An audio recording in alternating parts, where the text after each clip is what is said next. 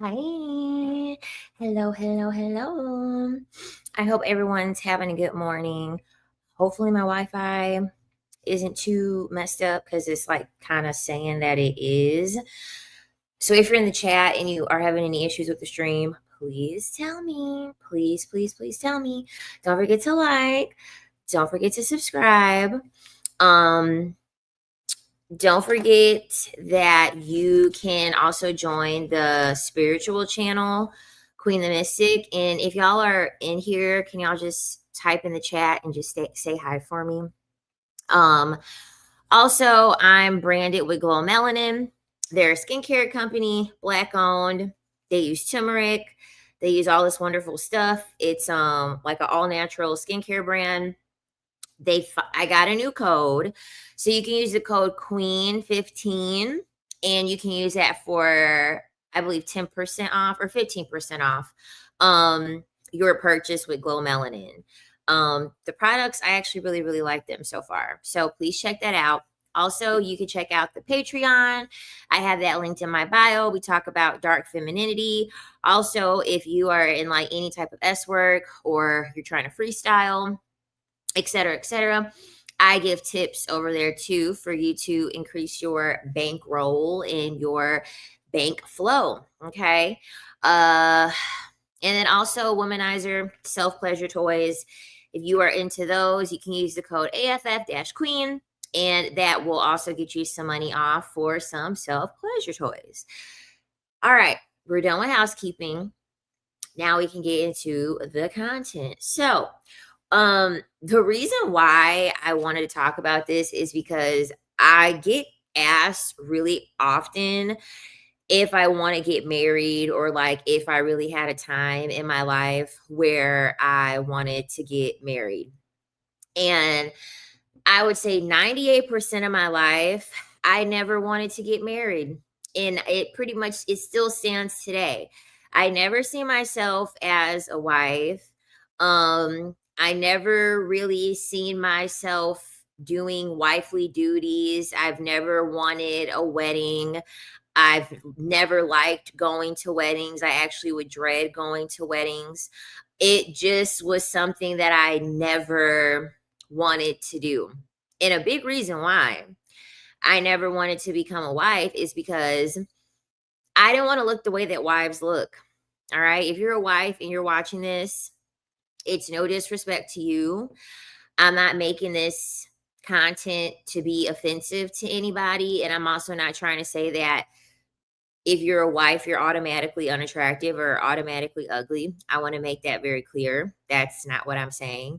Because the thing about it is that a lot of wives actually get into their relationships hot. You know what I mean? A lot of them actually get into relationships looking pretty good. So it's not for me to say that like you're a wife because you're ugly. Like that's not what I'm saying. But what I'm saying is that I did not want to have the wear and tear that comes along with being a wife. I'm sorry, but as I got older and I started meeting more and more women who are married, and then especially after they had children, I would just look at them and I would just be like, I don't want to look like you. And the harsh reality is this: in most cases, you're not going to be able to be married to a man and stay hot. You're not. Okay, that's the harsh reality to the women that are like, oh, I want to be a wife and like I still want to, be independent. I still want to be hot. It's not going to happen. It's not going to happen in most cases unless you get a man who doesn't have any patriarchal conditioning. He's not a misogynist. He has more than enough money to take care of you. I mean, more than enough money to take care of you, and you don't have to lift a finger. And he wants you to have a life of your own. In most cases, you're not going to stay hot when you are married. You're not going to. This is the reason why I really like to push on my channel that women need to be valuing their beauty at every age, at every age. Quit believing this whole thing of like, oh, you're going to age out and your beauty is going to dwindle. No, it's not. Sana Lathan is still beautiful. Maya, still beautiful. Tracy Ellis Ross, still beautiful. They're not married. They don't have any children. They still look good. And the men that are complaining about them on the internet, if you go on their profile pictures, it's men thirsting all over them in their comment section. Because guess what? For men, attractive is attractive. They only spew that whole age thing on the internet. When you're attractive, you're attractive. And you have a higher level of status as a woman when you get older and you're attractive still. As you get older, you hold more status having that as opposed to getting older thinking that you have status when you're getting married. The only time as a woman that you have status when you're getting married is your wedding day. And women understand this. What women don't realize is that subconsciously, women understand that a wedding is a status symbol for them. It's look at me. Look at me. This is when women want to lose the most weight. This is when women want to put in the most effort. Y'all want to put in the most effort for one day. Y'all want to put in the most effort for one day of your life instead of putting in the effort every day of your life. Every day in your life so you can have the pick of the litter. That way you can have the life that you want. That way you can have more opportunities. Y'all will sit here and want to be on a diet and do all these things and invest all this money into a fucking wedding. Into a fucking wedding that no one's going to remember. A month is going to go past and no one's going to remember your wedding. No one's going to care about your wedding. You're not even going to care about your wedding at some point. When you're dealing with stress and trauma and all the burdens of motherhood, all the burdens of the wifely duties, what are you going to do? Go back to your scrapbook of your wedding, go back to the photos that you took of your wedding and be like, oh, this was all worth my wedding. This was all worth me looking beautiful for one day. No. Why be fixated on looking hot one day when you can look hot the whole rest of your life? Because most men aren't going to let you look hot and be married to them. This is why they want you to do things like work, go 50-50, and have their children. Meanwhile, they're not paying all the bills. They're making you work while up until you're 9 months pregnant. And then after you give birth, they're going to sit here and look at you and be like, you're not the same woman. You had my child and you're not the same woman. They haven't put you in a predicament where you could be the same woman. How could you be the same woman when your time has to be divided between at a minimum of 2 different people now? That's if you only have one child. If you add on more children, obviously your time is going to have to be divided amongst different people. How are you going to expect me to be the same and you're not making it easy for me to be the same? Are you paying for me to be able to not have to go to work as much so that way I can go to the gym? Are you paying for me to get a personal trainer? Are you paying for a meal delivery service to come so that they can deliver me meals? Because you know that I'm constantly breastfeeding. I'm constantly having to run after the children. You want me to wake up in the middle of the night and lose sleep, and then you wonder why I'm out here looking crazy. You want me to lose all this sleep. You want me to invest all this time and energy in the children. You want me to go to work. You want me to give you half of the paycheck. And you want me to fulfill your every need. And then you're still expecting for me to look hot after that? No. It's because they're doing that on purpose. They want you to do all of these things. And then they want to get in your head about how you don't look the same.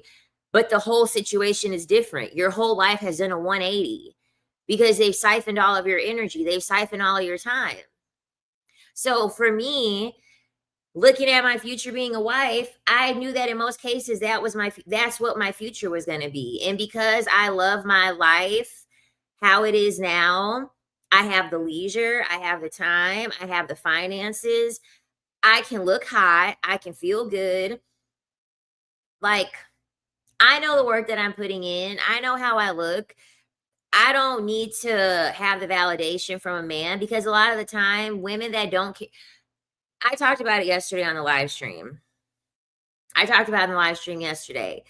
A lot of women that don't think that they're hot, a lot of women that they're not self-obsessed, like even on an internal level, on an external and internal level, those are going to be the main women caring about being a wife. If you actually valued your time, your energy, your femininity, your aura, if you actually cared about all of those things, you wouldn't really be caring about getting married, because you would understand that there's no way that I could have both. A lot of the time, you can't have both. I would look at wives and I'm like, they look exhausted. They look tired. They're over here telling me that they go 50-50, and I'm like, so you're over here doing all this to split the bills with a man? Ugh. Ugh. When you're hot forever, men are just going to sit here and be like, oh, okay, they're going to give you compliments. Men are going to want to go out of their way to make your life easier.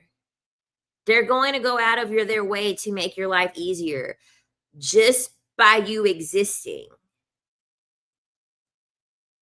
Just by you existing, they're going to want to make your life easier, because that's how weak men are to beauty. Men are extremely weak to beauty. That's the reason why they want you to be in a relationship with them, and then they want you to become a shell of yourself, because they don't want you to be getting all this attention, because, like I said before, only in internet land are men over here saying, you got to be 25 and under to qualify. You after you have one child, no, in the real world, that's not what's happening. A man is not looking at an attractive woman and telling himself, oh, she looks like she's about 40, and so she doesn't qualify. Oh, she has a child with her, even though she's hot, I'm not even going to talk to her. No, they're going to look at her and be like, damn, she's hot as hell. Maybe if I go and joke around with little Timmy and her, or, offer to buy little Timmy something, maybe I will get an opportunity to go talk to her. That's what they're thinking. You'll have much more doors open for you too. Women who are married and women who have children, they tend to financially have a harder time. And another reason why they have a harder time is because it's statistically proven that you earn more money when you wear makeup. You earn more money when you invest into your beauty more, because people naturally want to disarm themselves when they see someone that is attractive, when they see somebody that is beautiful.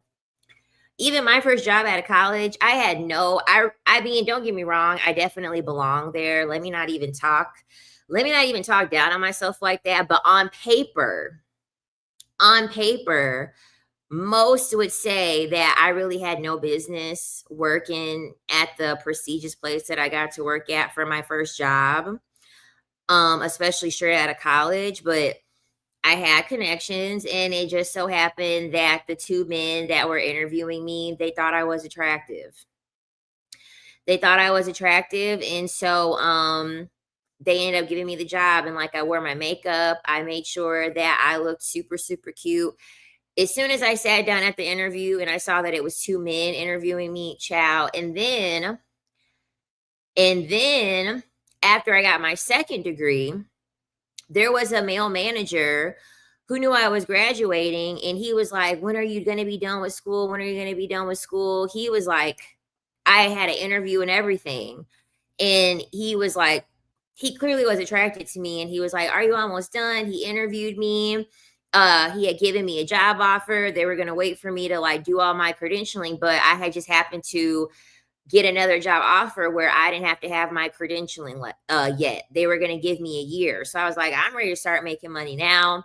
I'm going to just take this other job. But men don't want you to be beautiful when you're in a relationship with them, because men understand that they're easier to exploit when they see beautiful women. That's the reason why they don't want you to wear wigs. They don't want you to wear makeup. They don't want you to do any of that stuff. They don't want you to do any of that stuff, because men are easy to exploit when it comes to women that they are attracted to. I've never I've never really had to go without because I already know that as long as I stay hot, there's always a sucker out there. There's always a sucker out there. That's why I don't understand women that are constantly trying to hold on to one man. Yeah, the reason why you want to hold on to one man is because you're not hot and you don't think that you're hot and um you don't think that you're attracted to find somebody else because you don't let this man unhot you. You don't let this man debeautify you. You don't let this man make you look dusty. You don't let this man get all his dust particles all over you. And now y'all both are looking dusty together. So, no. As soon as a man starts complaining about, I don't like you wearing this, the man met you the way that he met you. The man met you the way that he met you. If a man's over here trying to change anything about how I am and you met me that way, I'm not sticking around because I know what you're trying to do. You're noticing the attention that I'm receiving. You're feeling threatened about what might potentially happen if other men notice me. You're feeling some type of way. So you want to know what? No, I'm not sticking around. Because at that point, you just want to use my beauty when it's convenient for you. Because these are the same men who they'll want you to be ugly, but if it's for a work event, if it's for something with their family, oh, they want you, oh yeah, don't make sure you wear that dress that I like. Make sure you put on that lipstick. That's when they're gonna start telling you to look the part. Well, yeah, they want you to look the part for their benefit. They don't want you to look the part for your benefit because looking the part for your benefit is a threat to them. No, you should always be willing to be a threat to men. You should always be willing to use your beauty as a threat to men. Don't ever let a man sit here and try to convince you that you should be unkept. Don't ever sit here and try to make a man make you believe that you are vain or that you're full of yourself or that you're looking for validation. Are there women looking for validation? Yeah. I mean, most women were pretty much groomed to put male validation on a pedestal. So, of course, a lot of women are looking for validation. But do women really have to look for validation? I mean, let's be honest. Do women really have to go out here searching for validation? No. The reason why it exists is because men are out here giving the validation. Men are out here thirsting in women's comment section. Men are the ones out here that are catcalling women. Men are the ones that are out here going out of their way to validate women. When you're hot, you don't need to look for validation. When you're hot, you don't need to look for that stuff. It's only women who are really not doing their part, women who are not leveling up in all the ways that they need to level up, that really care about male validation. When you're hot, you don't care about that. You already know wherever you go out, it's going to be all eyes on you. You already know, even if you're not put up, your aura, your energy, your sex appeal is still going to be all eyes on you. You know what I mean? For some women, a lot of us, we don't really like to go out looking all put together because we understand it's going to give us too much attention. It's going to make us feel a little bit more uncomfortable by putting ourselves in that predicament where men are really looking at us. So this whole thing of like you feeling like you should care or you feeling like you should put these men's opinions on a pedestal, it's like, no. And then another thing that I had noticed is I would see how the wives look and I was like, I don't want to be a wife. But the women who were single, the women who didn't have no kids, they looked good as hell. They looked good as hell. They had no drama. They had money. They had really good stories. They had really good stories because they had a lot of life experiences. I'm sorry. When I work with women and they're married, they got children. I'm sorry. I don't care about you and I don't care about you and Timmy and Tabitha and Timothy. I don't care about y'all going to the water park. Okay.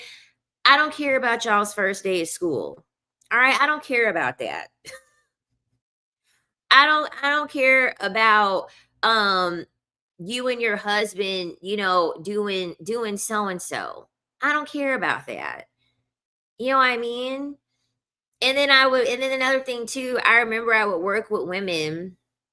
I would be working with women and they would be like, "Can I like work some of your shift, or can I take a call shift for you because me and my husband are going on vacation?" And in my head I'm thinking like, "Why do you need to work an extra shift and you're going on vacation with your husband? Your husband should be the one working extra shifts to make sure that you don't have to work any extra shifts. I'm not picking up extra shifts to go on fucking vacation. Now with my husband, then what are you here? If I have to work more with a man in my life that I'm married to, why are you here? Why do I need to work more shifts to be able to go on a vacation with you? Why?" Yeah, exactly. I hate that shit. Who are you looking good for? Why are you all dressed up? Because I value being hot. That's why. I value being hot. That's why. There is no other reason. I care about being hot and I care about looking good and feeling good when I go out. That's the reason why I'm dressed up.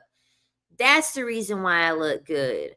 Not because I'm seeing somebody. I can't stand that. Because for a lot of people, people don't have a personal standard. A lot of people don't have a personal standard of how they want their appearance to be. We all live in this world where it's like, oh, the personal standard is really just mediocrity. Honestly, the personal standard for most people is mediocrity. So people will look at you, be dressed well, and then they will assume that it has to be for another person. No, this is just my standard. You're just used to people living in mediocrity. That's really what it is. You're just used to people doing the average thing of like, "Oh, I'm just going to put on anything and I'm just going to walk out the house like Who Shot John and like wear a bonnet and like wear my pajama pants and just like not care." No. No, and I have to have a reason to look good. No, you don't. That's why I said for women like getting married, they want to pull out all the stops for a wedding day. Okay, then clearly your value is not being hot. Because if your value is being hot, you wouldn't even have to be getting ready for this wedding. You wouldn't even be having to do this. Like I would always notice this with girls on vacation. You wanna know what I noticed about going on vacation with certain women? I used to be so confused because, like, aside from as of late, because y'all know I'm pole dancing, so I got rid of my nails because it's just easier for me to pole dance without them. But I've been getting my nails done since middle school. Okay, I've been getting my nails done since middle school. I've been doing my makeup since middle school. I've been having my hair done since middle school. From my regular daily life to vacation, I would never look different. I would never look different because it was just my normal weekly thing to have my hair done, have my makeup done, have my nails and toes done. And I would go on vacation with girls and they would be like, "Yeah, I'm going to get my nails done. I'm going to get my hair done. And I'm like, "For a vacation?" I mean, not saying that you shouldn't do that, but in my mind I'm just sitting here thinking about like I would see how different they would look.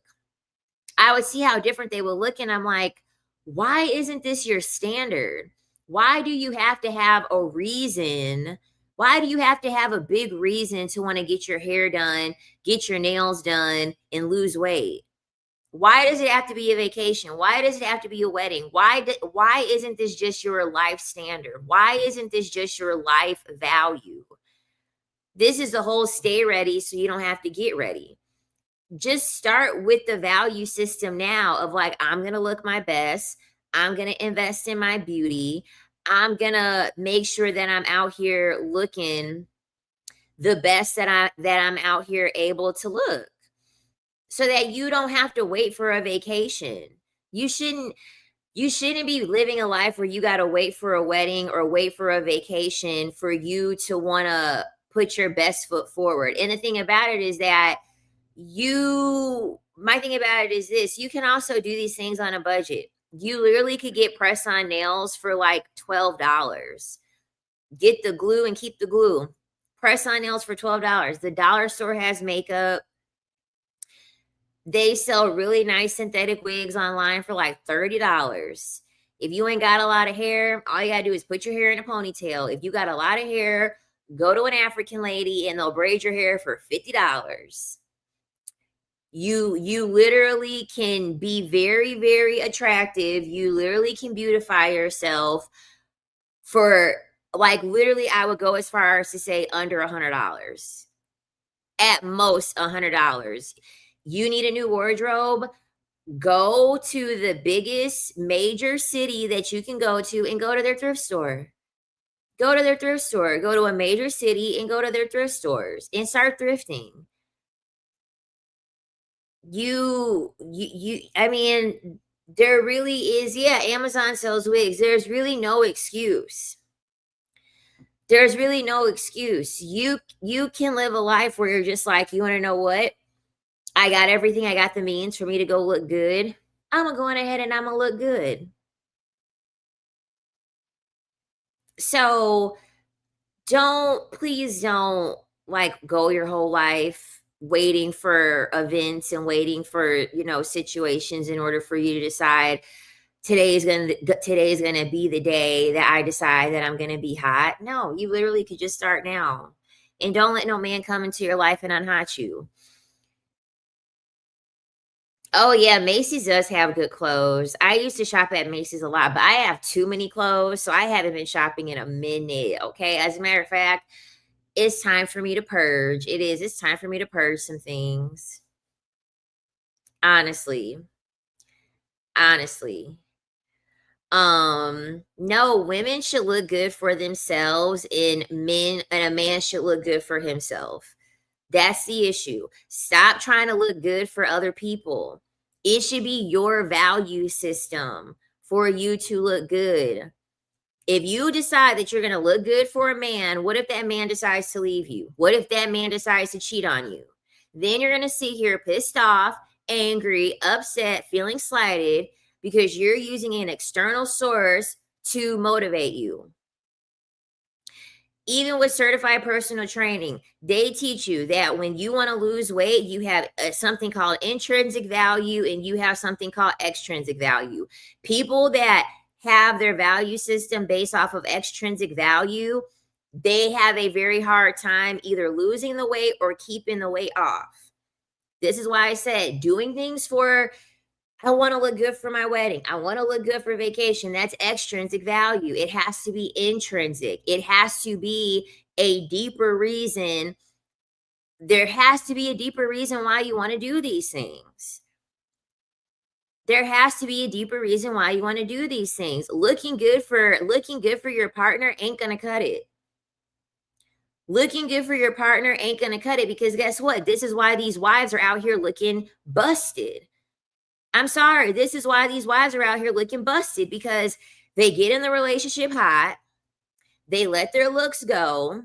And then the husband still stays. This is why a lot of these wives are saying, oh, well, my husband doesn't mind. He hasn't gone anywhere. He's still here. Yeah, he's still there cheating on you. Because you were only looking hot in the first place to get a man. Now you got a man and now you done fallen off. Now you done found out that he's cheating on you. And now y'all going to get divorced and now you got to start all over again. Now you got to have a glow up.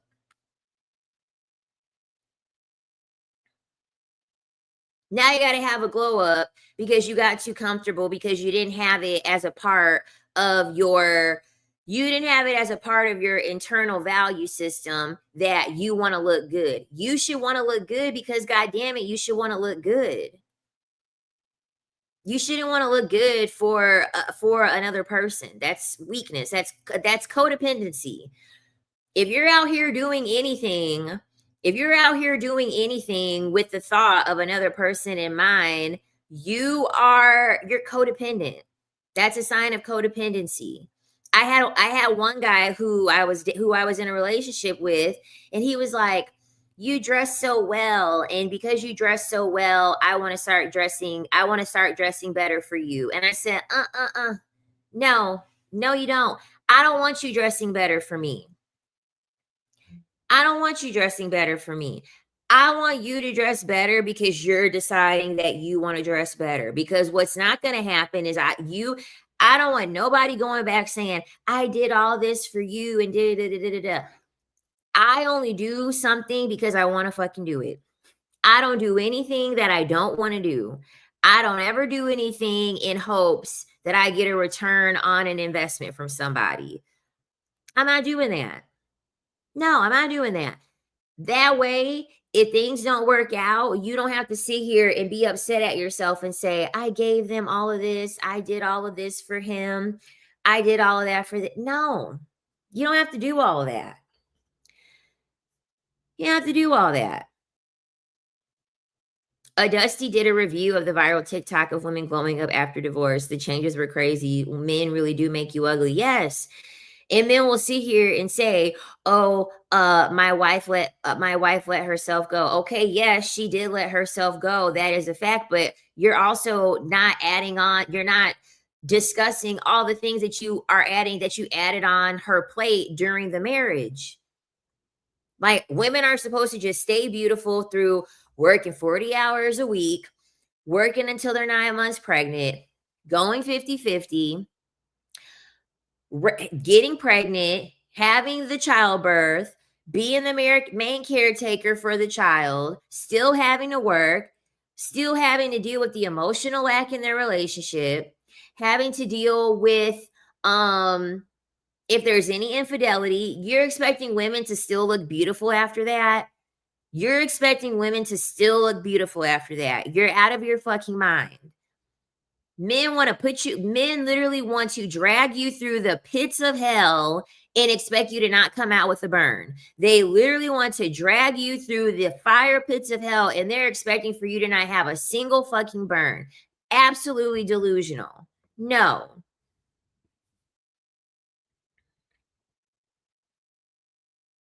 No. Got your cortisol through the roof. Got your cortisol through the freaking roof. And he's over here like, oh my God.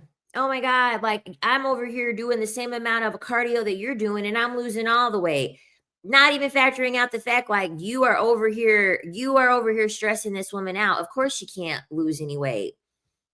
She's over here stressing out. They're over here staying out until 3 o'clock in the morning, ain't texted nobody, ain't called nobody. Wife is up freaking out in the middle of the night. She got to work in the morning. She's not getting no sleep. And these will be the same men that are like, yeah, like, you let yourself go. Yes, because she's stressing over you. Most relationships with men, it is stressful. It's stressful on the body. Uh-uh. I'm not dealing with that. I love dressing good, but it does make me stand out, which feels a bit scary. I get it, girl. I get it completely. I get it completely. I have my phases because it's a lot of energy to have to harness you whenever you're making yourself visible. It's a lot of energy because people are paying attention to you. So it can be very draining when you're in a position where when you're putting your best foot forward and like it's all eyes on you, people are paying attention to you, people are looking at you. Yeah, it can be very, very hard.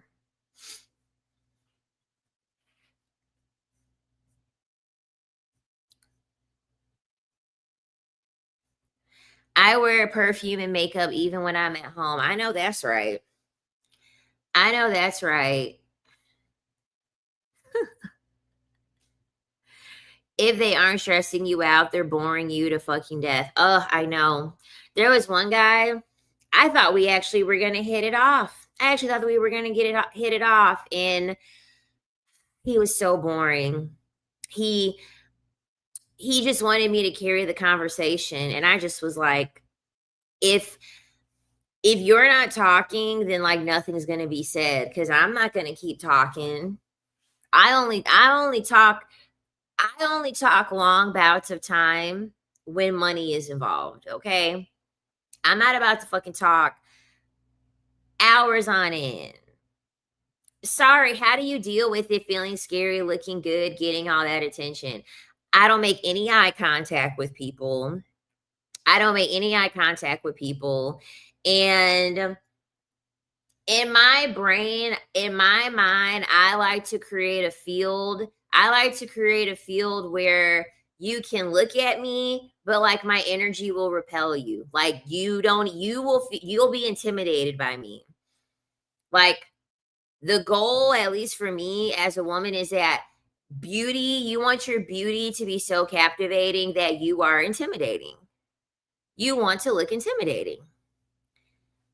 When you look intimidating, no one's going to talk to you. People will look at you, but they won't stare. They will notice you, but don't make eye contact with people. Don't make eye contact with anybody. Literally. When you're walking, I talked about it on the Patreon, on the Discord, because if you sign up for the Patreon, then you get Discord access. And like we like drop gems in there, and like we talk on a more personal level and things like that over on the Discord. And I had wrote on there like, yeah, like I was walking in a grocery store and like there were several men that had looked at me at the grocery store. I walked in there like I own the place, and everyone got the fuck out of my way. I didn't make eye contact with anybody. I even had a man, he apologized. He was about to turn his car into me. He was like, "Oh my God, I'm so sorry." I had everybody jumping. I had everybody jumping out of my way. Jumping out of my way. So when you really understand and you are not afraid to have a really strong aura where people are like, "Oh my God, I'm intimidated." Like she has like she has the energy plus the beauty that scares people. That scares people. But eye contact builds trust and engagement, not with men. Men are predatory. Why would you want trust and engagement with your predator?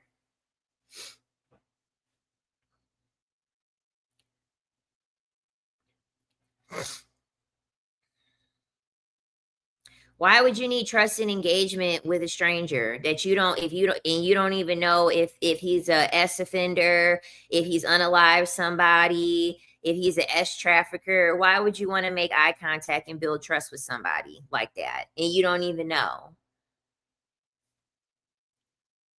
Well, yeah, because who's afraid of getting attention from women? Of course, we're talking about men. Who's afraid of getting attention from women in most cases? I don't think women are talking about getting attention from women. Usually most of the time you tend to feel better about yourself when when a woman compliments you. If you get attention from a man, you get the heebie-jeebies a lot of the time.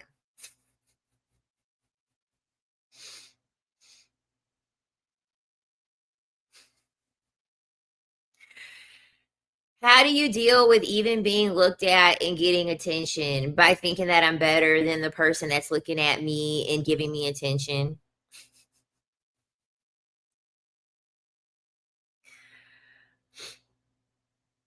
I'm better than you.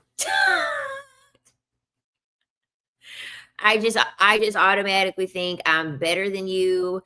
You can't have this. You can't touch this. I don't know. It sounds super super sedity, but I'm telling you, when you think like that,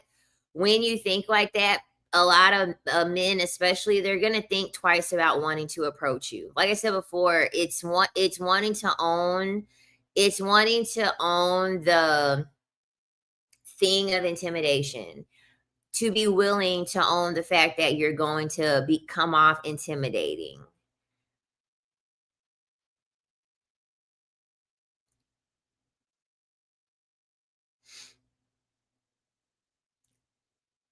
But I mean, it's not like it's an irrational fear. It's not. But you got to just start thinking it. That's it. That's it. That's all. Just start thinking it. just start thinking it. That's it. Uh-huh. Yeah, I remember that with Tisha Campbell. Yeah, she even admitted that it was her marriage that was making her sick. Men overall make women sick. Y'all not supposed to live with them. Y'all are not supposed to be, yeah. It's not supposed to be this like tight level of dealing with men like women try. Like, uh-uh.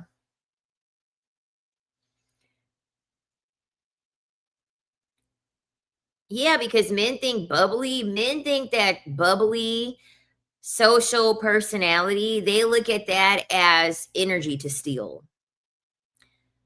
That's why men like to go for younger women. When you're young, you're full of life, you're on the fool's journey, you're very naive, you're very bubbly, you're very optimistic. Men know that that is a very good energy that they can drain.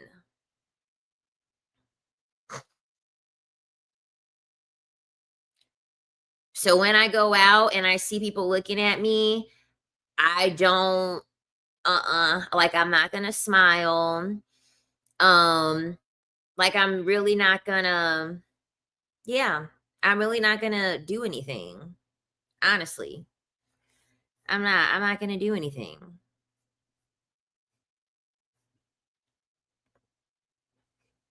Oh yeah, and men, that's the thing. Men don't care. I do worry I'll get robbed or something when I look good. Well, then don't carry nothing valuable. Don't carry nothing valuable with you. Wear you a fake Louis Vuitton and only carry cash and only keep it on your person. And if they take your purse, it won't be nothing up in there. It'll be a fake Louis Vuitton bag and it won't have nothing in it but some lip gloss.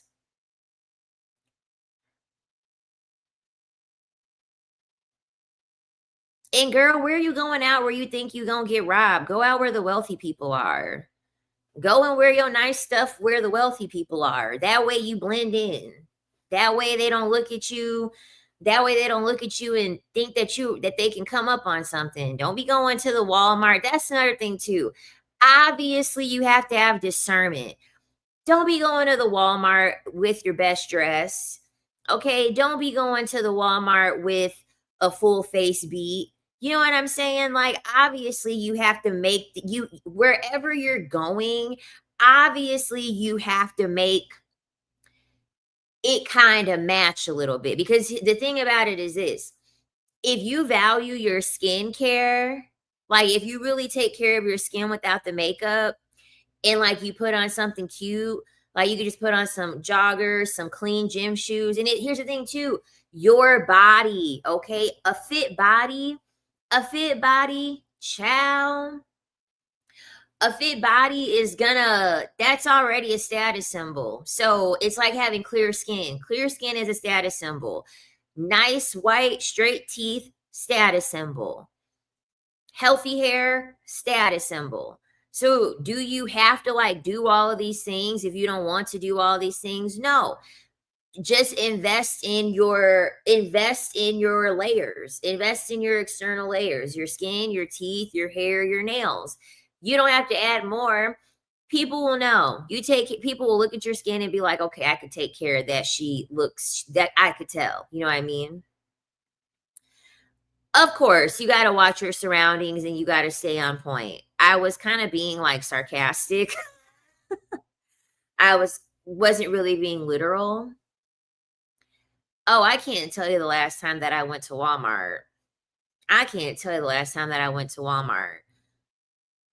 Walmart, if I'm sorry, I don't wanna save money that bad, okay? Because 'Cause I'm sorry, okay? Wherever I'm at a place that where I could save money, that's the same place where I would have to try to save my own life. No, thank you. No, thank you.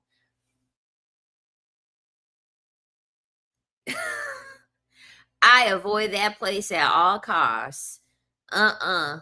Nope, I don't wanna save money that bad.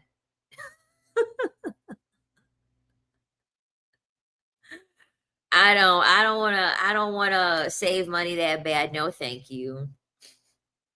Yeah, exactly. If you got a fit body, it don't matter what you put on. That's why it's important that you work. It's very important that you work on your just main layer. Your skin, your hair, your nails, your teeth. Okay? It's very important that you work on those things. When you invest money into those things, you won't really have to have a heavy reliance on like makeup or wigs or things like that. You won't have to have like a heavy reliance because like naturally you've already got it. You know what I mean? You won't have to go out of your way trying to worry about, oh, is this flattering on me? I can only shop at this place? No, you won't have to worry about it because body will be you could just put on anything. Nice. Okay, come through six pack. Somebody asked if I care if a man has a six pack. You don't really have to have a six pack. I think it was the guy that was in here in regards to the video about being overweight. Does a man like have to have a six pack? I look at it like this. Okay, younger men, like in my opinion, men under 30, I'm sorry, like I would expect a man under 30 to have some visible abs. You ain't got to be chiseled. You ain't got to be chiseled, but I would expect a man under 30 to like have just something going on with like having like a strong core, or it doesn't have to even be in their stomach. Some nice shoulders, some nice biceps, some nice like a nice back, just something.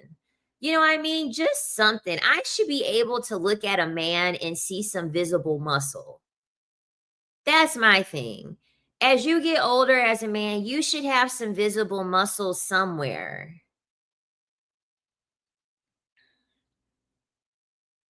Yeah, as long as you ain't out here looking crazy.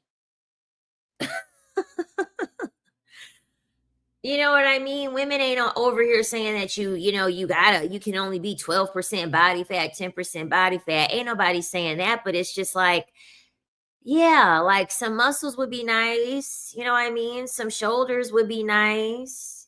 You know what I'm saying?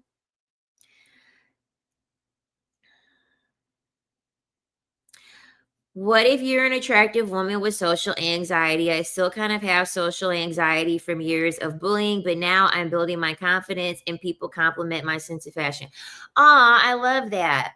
If you have social anxiety, go up to a stranger and say hi. Go talk to a woman. Go talk to a woman. Go join a place where a lot of women are. Like there's a lot of women in Pilates. I feel like joining a community over fitness where there are a lot of women is a really good way for you to overcome your social anxiety. It's a controlled environment and everybody's there to get their workout on. So if you come off awkward, if you say something stupid, they're going to forget about it anyway cuz they get in their workout on. You said something silly before class, you said something that didn't make no sense before class. By the time the class is over, they gonna forget about it. Okay, they gonna forget about whatever weird thing you had said anyway. So, um, yeah, like I really do advocate for women to join a community where there are a lot of women, especially if you can do it centered around fitness. Like I think that spaces where women are getting fit, in my experience, for the most part, I mean, it's always just been a really good way for me to socialize, for me to talk to people. And the thing about it is that it lessens your amount of social anxiety because it's like you can get comfortable asking questions. You can get comfortable being new. You can get comfortable feeling awkward. You could feel comfortable being at a place. You know what I mean? Because it's always, no matter no matter how outgoing you are, when you're new at a new place or you're trying something new, it's always going to feel uncomfortable. It's always going to be, you're always going to feel a little nervous. That's normal. You know what I mean? So I think going to classes and it's where it's going to be women like yoga. A lot of women like to do cardio kickboxing. A lot of women like to do Pilates. Things like that's a really good way for you to overcome your social anxiety. I always just do my solo workouts and go home. Trust me, I get it. I don't offer consultations, not right now. I'm thinking about opening them back up. I'm thinking about it. I'm not 100% set on doing it. Because I used to do them and then I stopped. I've been thinking about it, but we'll see. We'll see. Definitely, I'll know. I definitely will know by like December. I'll know for sure by December.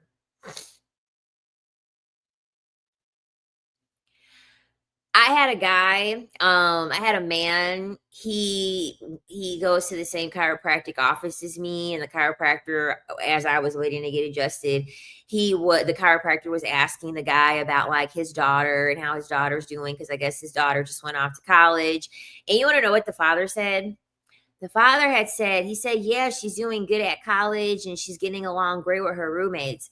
He said he said, "Women are much more clever with socializing." So all the girls interviewed one another before they became roommates. He literally was like, "Women are more clever when it comes to socializing." Because women care about knowing people on a deeper level. Men aren't really taught to care about knowing people on a deeper level. They really don't. They're not taught that. But even he admitted it. Even that father had admitted it. He was like, yeah, he was like, women are more clever when it comes to socializing. Men know. Men know. Men are with their wives. And what do men always complain about? That they have to wait forever and forever and forever and forever for their wife to quit talking to their girlfriend that they ran into.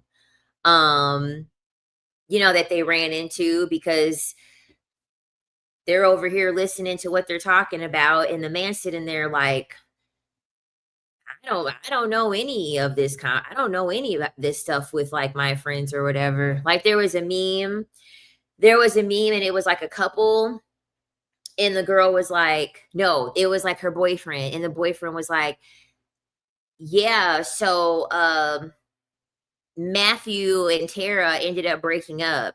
And then the girlfriend's like, oh my God, give me the details. Why did they break up? And he's like, I don't know. I didn't even think to ask. Like, men don't think to ask questions. They don't think to ask questions. The nasty zombie skin.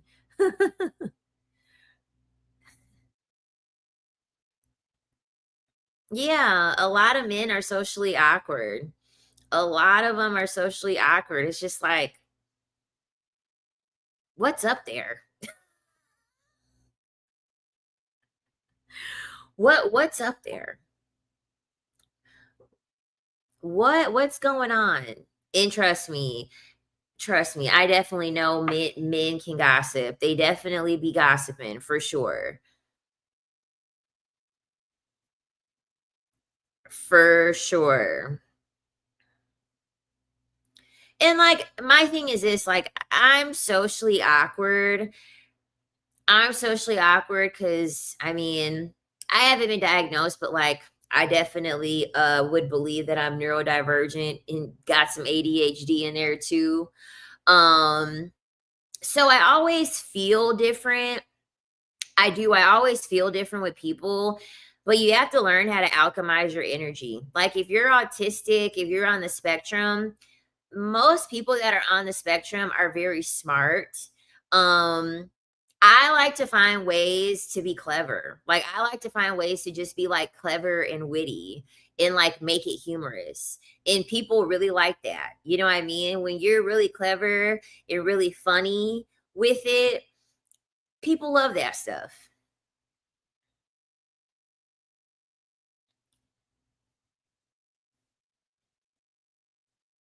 The church outlaws anything good for the amount of people, you know what I'm saying?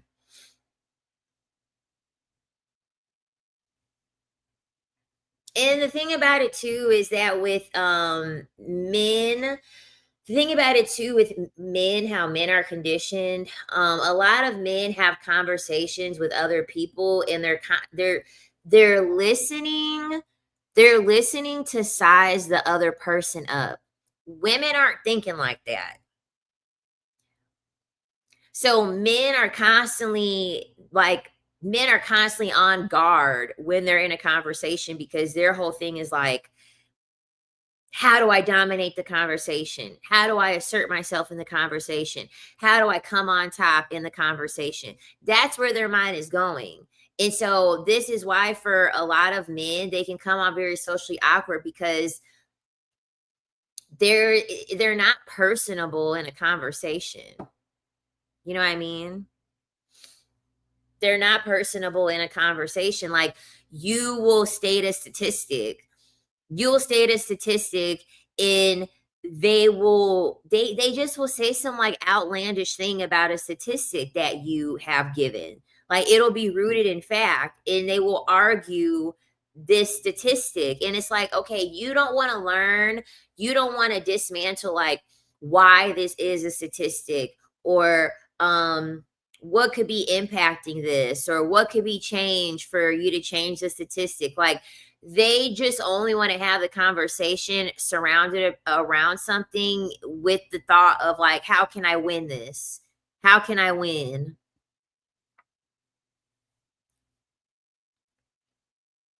It's like, oh my God, like Jesus.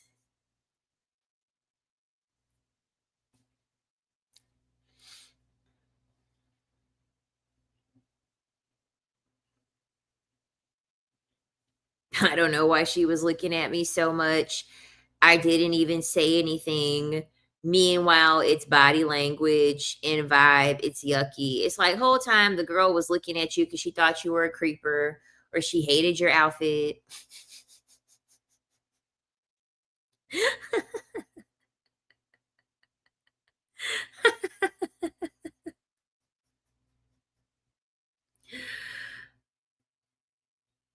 Like, sir, no. She was looking she kept looking at you because she didn't like your outfit. She was trying to figure out why you put that outfit together.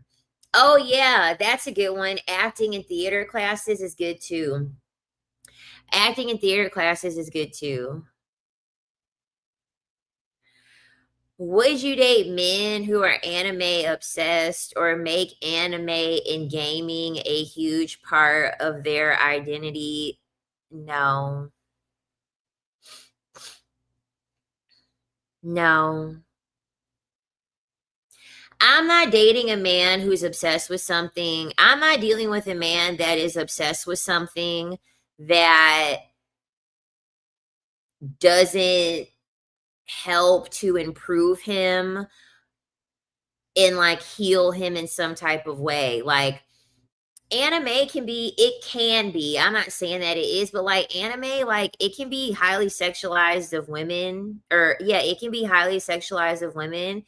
Um and it can be like misogynistic. Like, the thing about anime is that anime, it at surface level, like I will watch anime occasionally.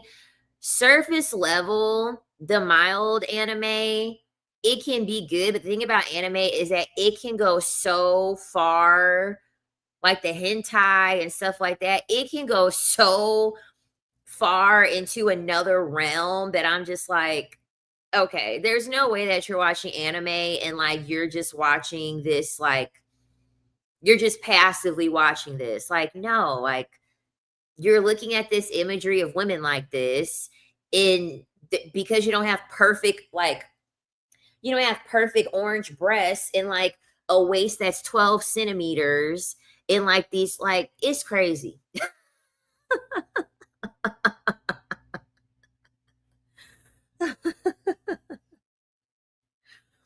Exactly, because for me, Sailor Moon, that's it. Like, it's gonna be Sailor Moon. Yep, I love Sailor Moon. Like, it's just like the cute, it's like the cute anime that like it actually will teach you a lesson and it's not so sexualized of women. All that other stuff, a lot of that other stuff, chow no.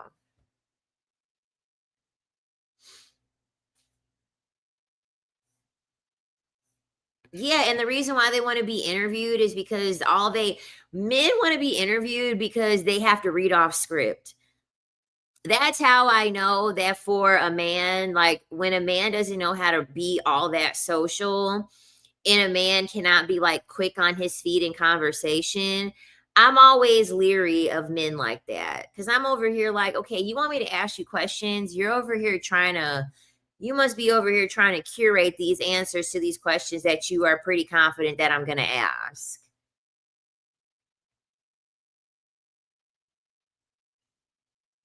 True, infantilized girls.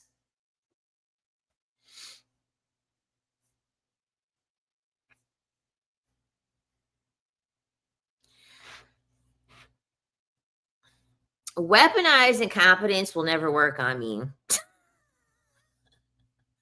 Someone said talk about weaponized incompetence. Listen, weaponized incompetence will never work on you because guess what?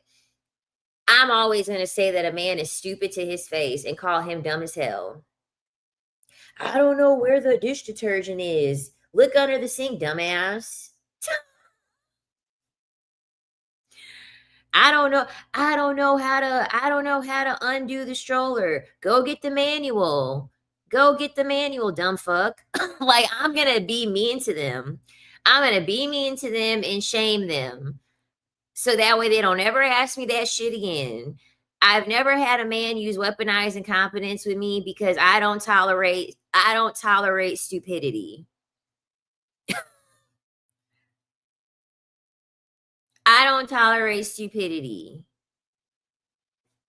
I looked in your purse. I looked in your purse and I can't find, you know, da, da, da, da.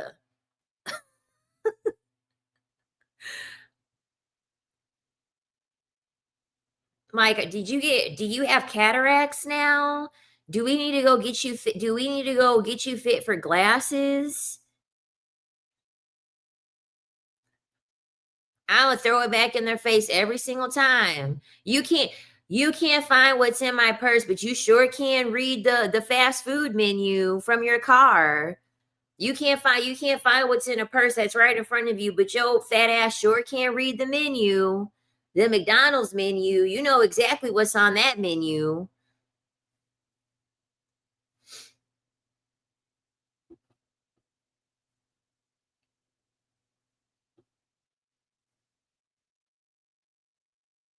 I said it before, where men put their money is where they put their value. It's really that simple. Where men put their money is where men put their value. Men don't save money. They don't save money. Men are constantly spending money. Women have more student debt. Men have more consumer debt. Men have more consumer debt. So that goes to show you men don't care about spending money. They put their money where they want to invest it. If a man is not willing to put money into a woman, he doesn't like women. Because you got men that are out here married, they have a wife that's like begging for a nice vacation and they got their, you know, nice vintage vehicle. They just put in like a new $6,000 engine into their vintage car, but they don't want to take their wife on a vacation that would cost the same amount of money. He likes the vintage car more than he likes the woman. Men are always spending their money. If they're not spending it on you, they're spending it on someone else or on something else. This is the reason why I'm never This is the reason why I'm never going to beg a man to spend money on me. Because you can't. You can't beg a man to spend money on you. You can't force a man to spend money on you. He's spending the money somewhere. And he is spending the money somewhere on something. You're not where he wants to spend the money. Go find someone else. Yes, Winx Club. Yeah, I like Winx Club. Oh my God. That was actually, yeah, that was actually I forgot about Winx Club. Yep. Men, always remember this. Men don't know how to multitask. Okay? Men don't know how to multitask. So when men are over here, you're over here talking to a man, and a man is like, I'm busy. I don't have enough time to talk to you. I'm too busy. He is busy. He's busy. He's busy with something or someone else. Men can only focus on one thing, and men don't like stillness. Men don't like stillness. Men don't like solitude. Men do not. When a man is saying that he's busy, he really is too busy, because men can only focus on one thing at a time. He is busy. He's busy focusing on something that ain't you.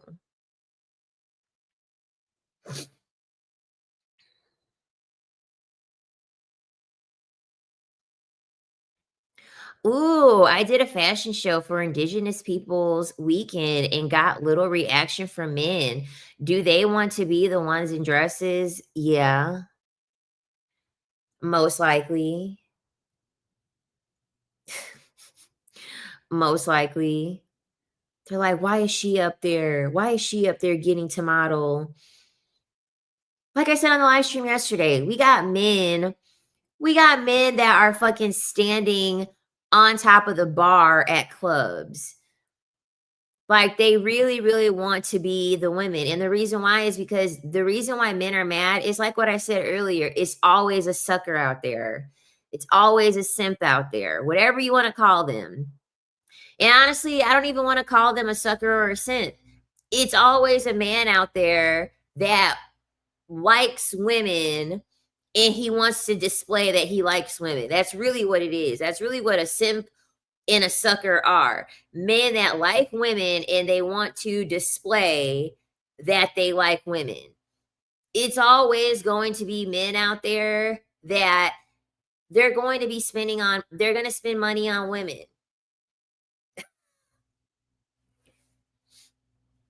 And that's what they can't stand. That's what they can't stand. They can't stand the fact that no matter how much they hoot and holler and whine and complain, it's still going to be men out here who are going to quote unquote simp over women.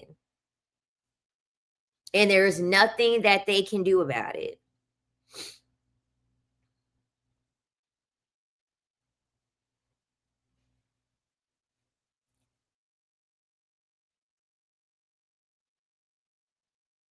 So it's like, no, it's just always going to be somebody. And that's why they're mad. That's why they're upset. That's why they always feel some type of way. Because at the end of the day, they understand that women can use what they got to get what they want, because men are weak in the knees for women.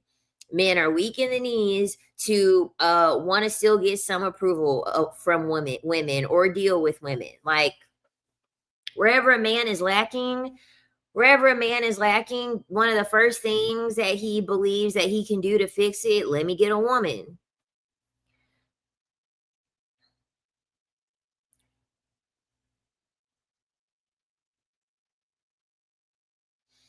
I would break up with a man if he prefers 50-50 over spending money on the whole meal. Of course.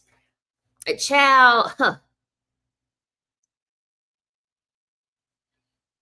If a man asks me, if a man takes me out on a date and asks me to try to ask me to pay 50%, I'm calling the police.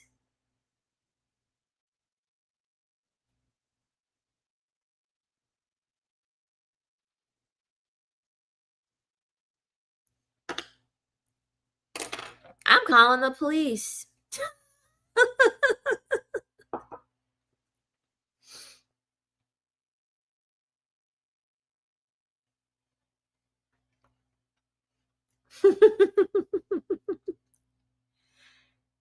I am. I'm calling the police. Yeah, yeah, we're the police here. You were calling. Yeah, I want to press charges. What's your complaint, ma'am? Yeah, I want to press charges against this man because he is trying to financially blackmail me. Well, ma'am, explain. He was talking about how he was a provider and he was gonna, spend money on me, and essentially he's trying to force me into going 50-50. He's trying to convince me to go 50-50, and we never talked about that. So I feel as though I should be compensated, and I feel as though the justice system should come in, you all should fix this situation. This man needs to be behind bars. He shouldn't be allowed to get away with this and do this to another woman. So that's why I called you guys. He should be behind bars. I feel as though this is a criminal offense.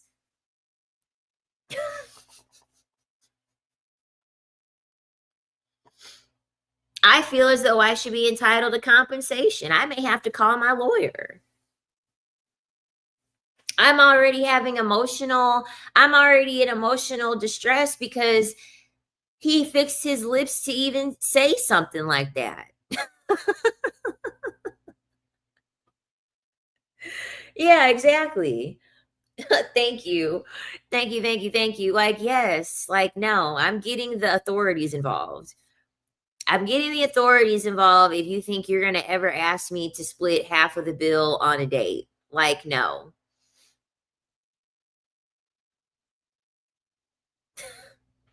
Like, honestly, if a man ever asked me to split the bill on the date, I would embarrass the fuck out of him.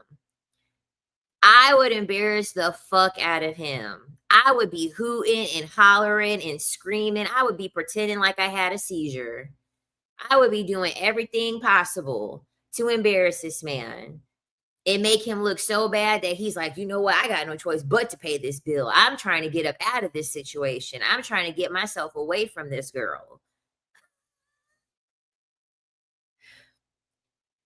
Make them regret it so bad that they never decide to do it again to another woman. Pretend like you fainted. So he gonna be like, yeah, can you, as soon as he tells the waiter, the check comes or whatever, we gonna pretend like this is the check.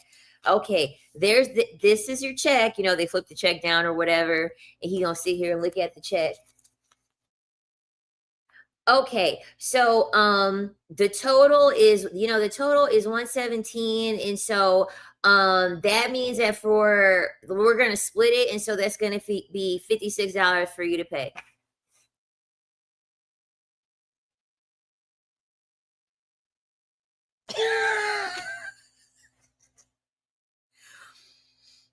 I'ma just fall out. Thank you. I'ma just fall out. I'ma just fall out. I'm gonna have him out here freaking out. I'ma just fall out.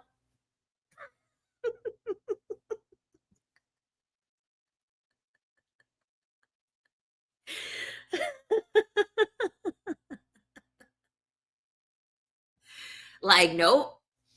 People gonna be shaking me, miss. I'm gonna be, miss.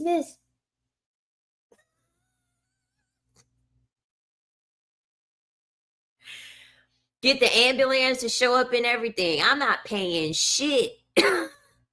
I'm not paying shit.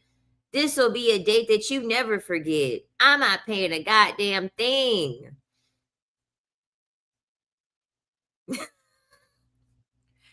I will have him terrified to ever ask another woman. I would have him terrified to ever ask another woman to split the bill because no.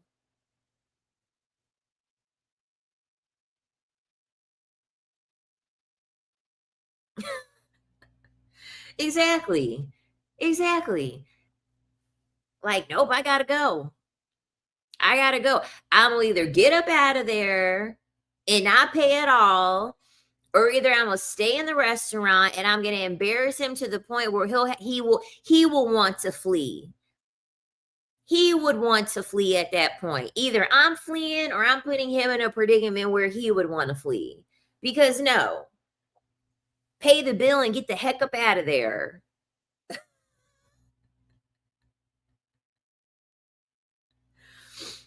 That's what the customers in the bar do. Like, I'm out of here.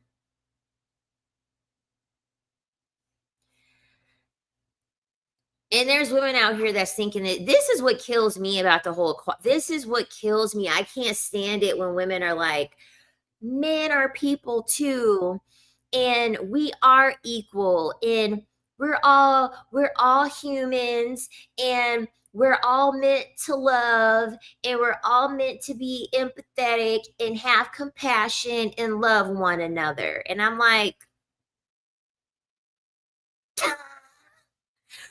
what? Like, what are you talking about? You're living in a fantasy world. You are not living in reality. You are not living in reality if you have that mentality. Like, if that's the case, okay, I want you to go walk alone at night. I want you to go in the since we're all equal and we're all meant to love, we're gonna do an experiment, and guess what? I'm gonna pick you up, I'm gonna drop you off into the most ghettoest, most dangerous part of town, and I'm gonna leave you there. I'm gonna leave you there in the middle of the night. Let's see how far love and compassion and empathy gets you. Let's see how far that gets you. Yes, it is. It is honestly a perspective rooted in privilege. It's a perspective rooted in privilege. People that have that perspective when they're in La La Land and they think that they could just live in the world in love and light, and all of these things are just going to guide them and everyone's equal. It comes from a place of privilege.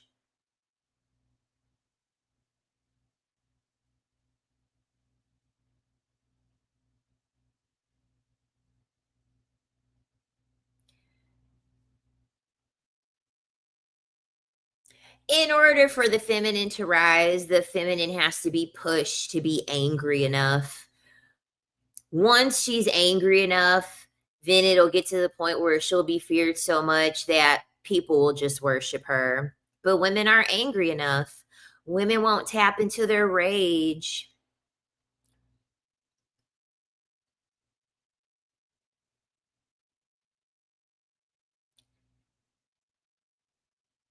And that's another thing too. Like, for food, I'm not popping pussy for food, dude. Like, you're crazy. Like, no, I'm not popping punani for some blackened salmon. Like, get out of here. Get out of here. I don't know what they're thinking. I don't know what they're thinking. I'm not popping punani for a paloma. Like, come on. They're insane. They're insane. And they will sit here and be like, gold diggers, gold diggers. There's gold diggers everywhere. Gold digging, someone's gold digging you for some goddamn seafood and a steak. Like, what?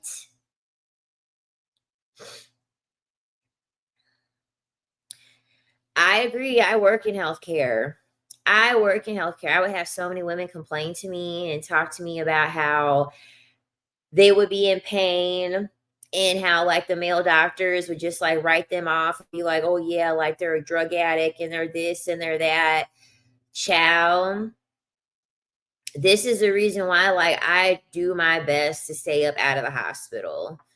I do my best to stay up out of the hospital because yeah, I don't trust them at all. And especially as a black woman, hell no. Hell no. Avoiding that at all costs.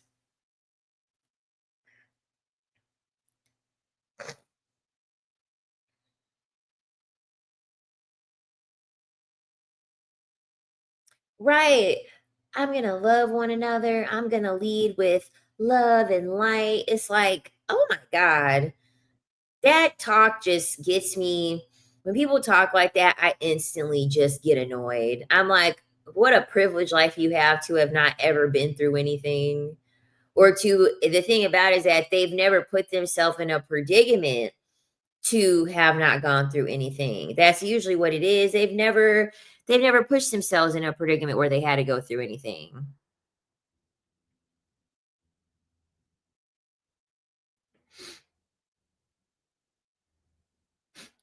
N- no nerve endings, but I'm sure men totally understand that things have nerve endings if you threaten to cut their pee off.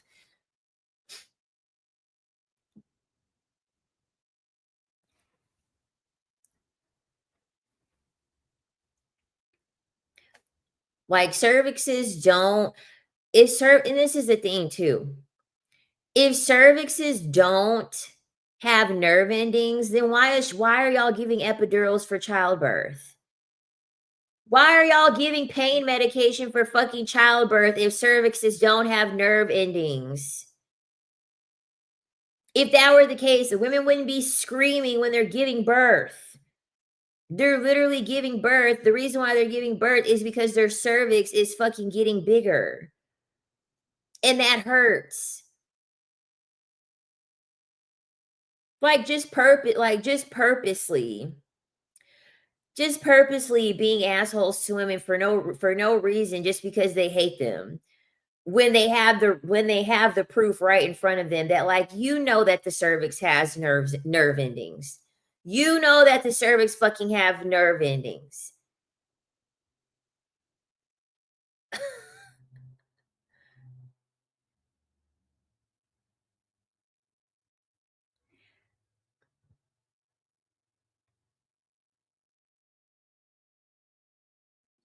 Yeah, and when I hear those stories about the IUD that they don't numb people when they do the IUD, ooh, child. Ooh, mm-mm. Ooh. When women would tell me, like, yeah, like, they just stick it up there, they don't give you any numbing, they, like, claim that it's gonna be just a pinch, and I'm like, I do ultrasound, and I look and I can literally visualize the cervix and the uterus, and, like, I see where that has to go. The vaginal canal is, like, 3 centimeters. The cervix is, like, another 3 centimeters. And then the length of the uterus, that will be really dependent on how old you are and how many pregnancies that you've had. So at a minimum, we're talking at a minimum, an IUD has to go 6 inches inside of you. Like, that's crazy.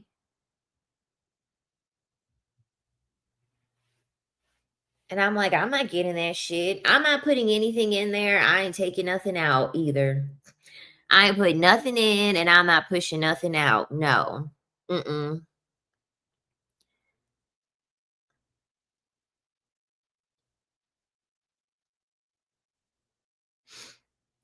And the thing about it too is that, okay, so women would birth children naturally, but the thing about it is that, like, nature, okay, first of all, you're not even supposed to be having a baby on your freaking back. You're not supposed to be giving birth on your back. That defeats the whole. You're working against gravity when you are having a baby on your back. That's not how you're supposed to be having a baby. You're supposed to be having a baby squatting down. You're supposed to be having a baby squatting down. You get the most help from gravity when you're actually squatting down. That's how people used to give birth, just squatting. That's what you're supposed to do. You're not supposed to be giving birth on your freaking back. Then they give you an epidural where you can't feel anything. So you're on your back against gravity with an epidural where you're fucking numb and you can't feel anything. That's insanity. Like, how do I know I'm pushing out the baby or pooping on myself?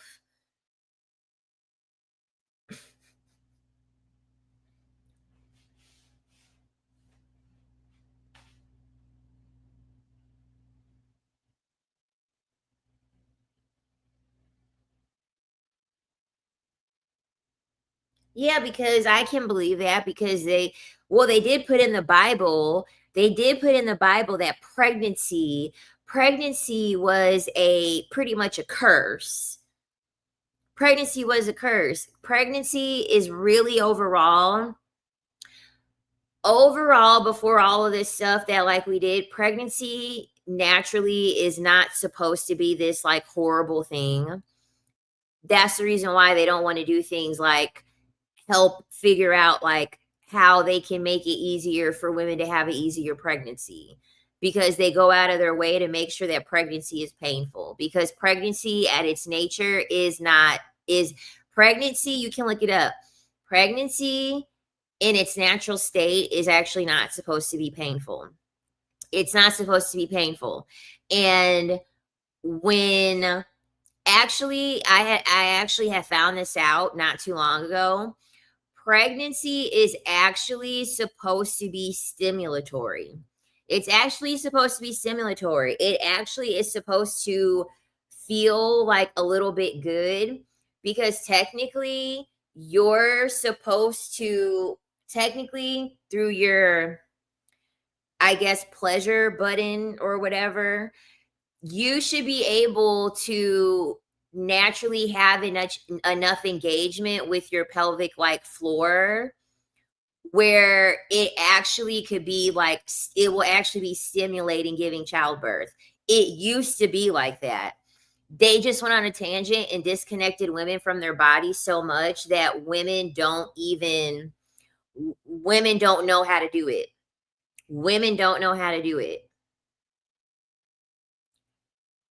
So that's why they came up with this whole thing like, oh yeah, it's punishment. Women get pregnant as a sense of punishment. No, pregnancy in its natural state actually is not it's not like this like horrible thing that's like really painful.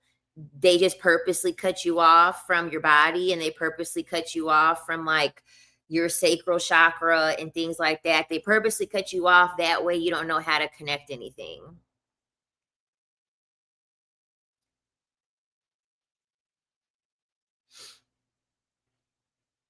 Yeah, you're supposed to be squatting when you give birth. Like indigenous people, tribal people, that's how like they're still giving birth that way. They're still giving birth squatting.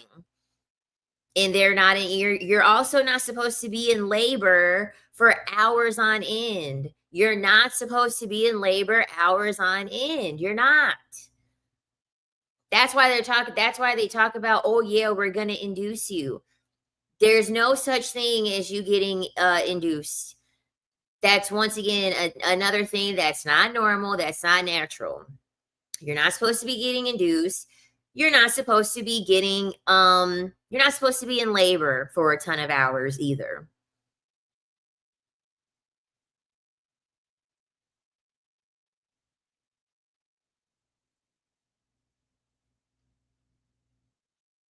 Yeah, it's not supposed to be painful, cuz yeah, like somebody said, why would they demonize reproduction? Why would they say that reproduction was a curse?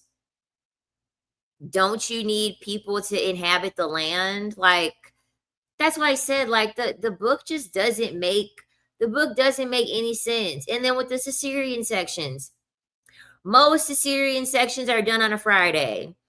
Most births, this is why they do the induction. Most births, the most amount of babies are delivered on a Friday. Can you guess why? Oh yeah, that's right, because doctors don't want to have to be called in as much on the weekend. So they schedule everybody's induction and they make sure that they deliver as many babies on a Friday. That way they can enjoy their weekend. This is also why they push for C-sections more. They push for C-sections more because it's quicker.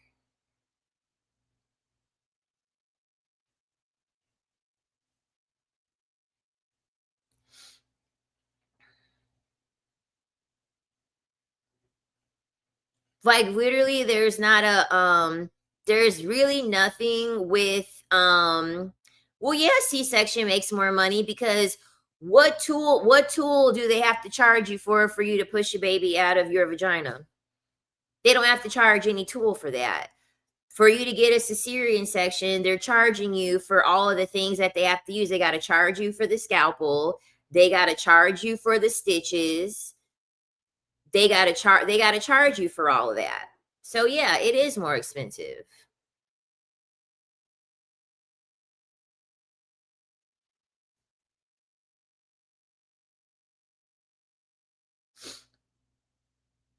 Oh my God, someone else earlier said that he passed away. D'Angelo, how does it feel? Or like he's saying like brown sugar.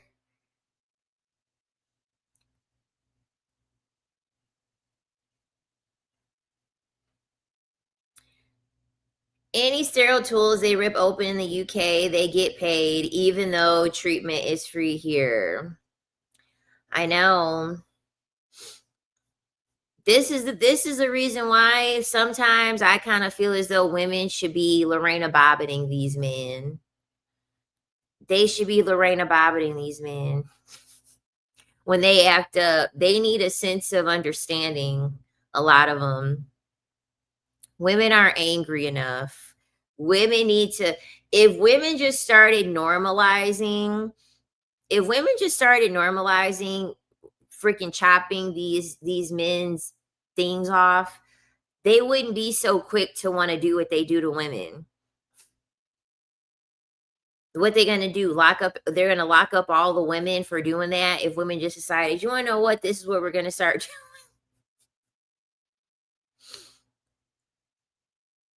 Yeah, I'm telling you, Lorena Bobbitt was onto something.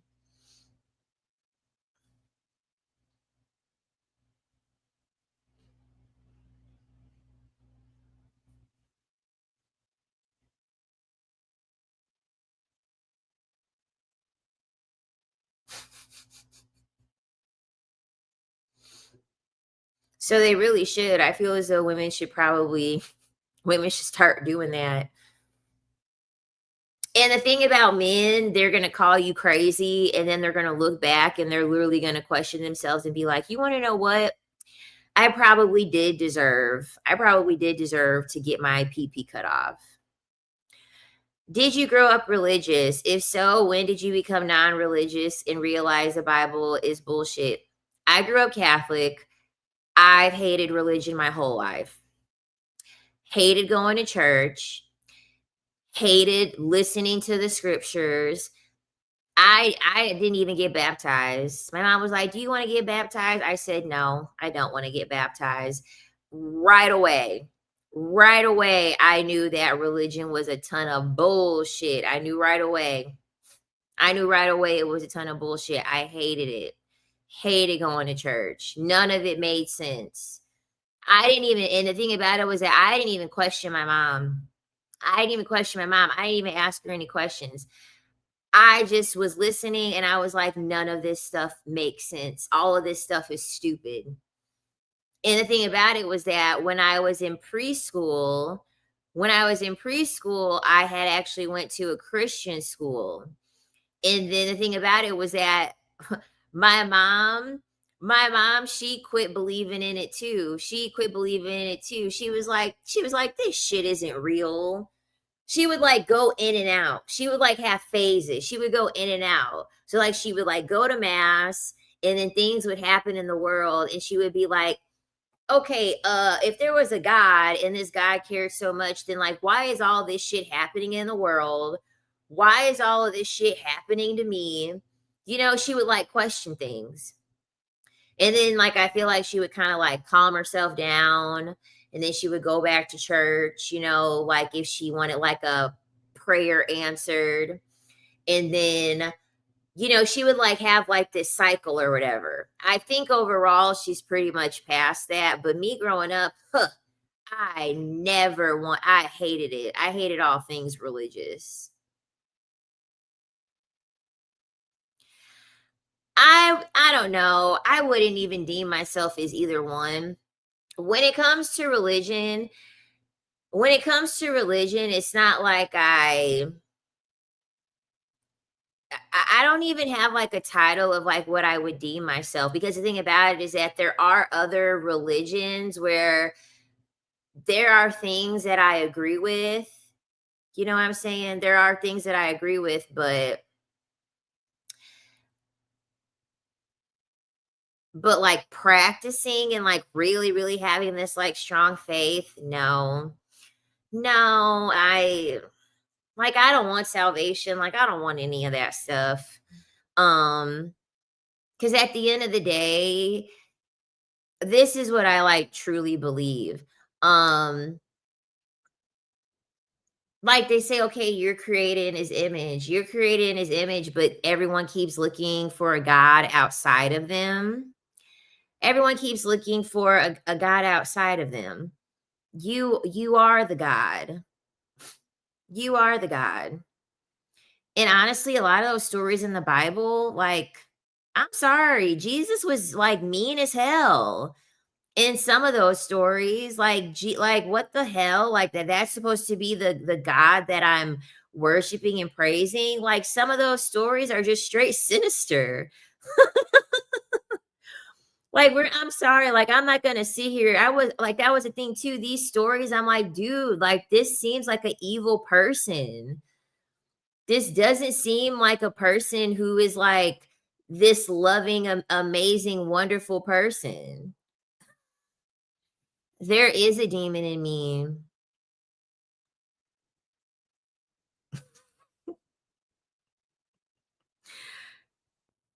There is a demon in me. My eyes about to turn black, y'all. I got my candles ready. Ah, halabaji, halabaja.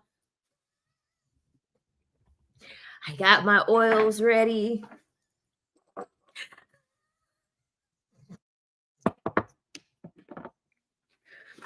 I got the blood of Christ. I got my dragon's blood.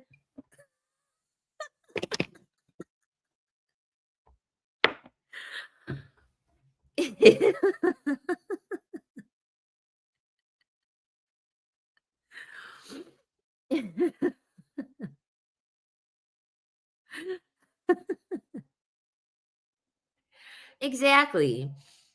God is out here allowing racism to happen, misogyny to happen.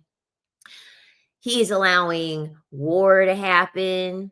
He's allowing homelessness to happen. Um yeah, he's allowing all of this stuff to happen. And this is who I'm supposed to believe in, child. Like, oh my God, like one of my cousins, she was like, you have to do we have to put the holy water and the holy oil and anoint you and like all this other stuff. I'm like, child, this man yesterday on TikTok live, he called me satanic. He called me satanic, and I was like, it's time to do a dusting spell, y'all. We gotta do an exorcism of the dusty. So I made up a spell to get rid of him, and he went away. He did. He went away. So clearly it worked. Clearly it worked. Yes, because religion, I'm sorry, religion is a cult. Religion is a freaking cult. Point blank, period.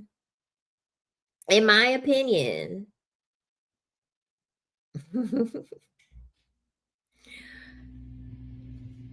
Like I feel like this. Like if you want to be religious, like that's fine. Because here's the thing: there are things that I feel like for some religions, like yes, I do implement. Like there are things of like Hinduism, that I like. There are things in practices of Taoism that I like. There are things of like Buddhism, that I like. Um, you know, it's just with Christianity is just like even the whole that this was another thing I hated, the tithes. That was another thing I hated growing up. The tithes. I never understood that. I have to give 10%. And it's like, so the Catholic churches that we went to, I mean, they're small churches, you know what I mean? Like I never went to a mega church or anything like that. Um, but I just never understood that. I just never understood that. We're 10% for what? What am I giving you 10% for? I just was so confused. I just was so confused. So I was just like, huh? I've never been in a mega church. I've never been in a mega church. I've seen them and they're big as hell. They're big as hell. Like imagine having like these churches, like they look like stadiums. Like especially when you go to places in like Georgia, they look like freaking stadiums. Imagine getting to, like these pastors have private jets. They have private jets and stuff.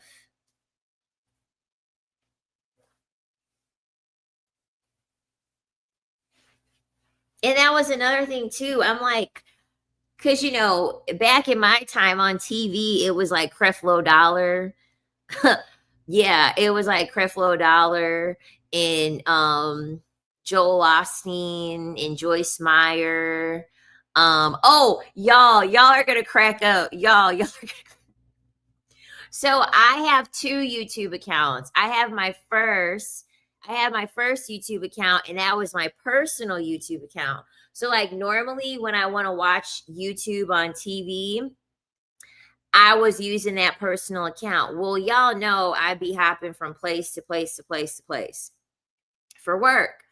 So I won't always remember to sign out of YouTube, which means that the person that lives there next, obviously they're going to go into my YouTube, and I have YouTube fucking premium. So of course they're going to use my YouTube because I didn't log out of it. I know it's a man, and I know it's actually a man because the last person that rented out to me wanted to see if me and the other girl that lived there, if they could have our number for him to like have questions on like the property. So months ago I texted him. I said the place is good, like the place is cool, whatever. A couple weeks ago, I go on my YouTube page, and they start recommending you stuff on the YouTube channel. I open up my YouTube channel, and it's some Christian sermon. It's some Christian sermon that done came up in my recommendations on YouTube. And I was like, what the French toast is going on? What has YouTube done? And I go over to the search bar, and someone done typed in some Christian stuff. And then and I was like, I unrecommended it.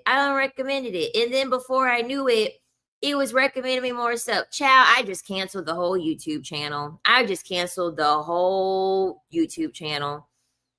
Because here I am.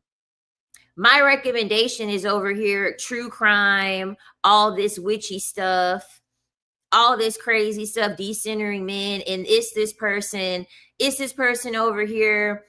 They over here searching all types of sermons. And I was just like, I said, no, thanks. I don't want them messing up my aura. I just canceled. I deleted the channel.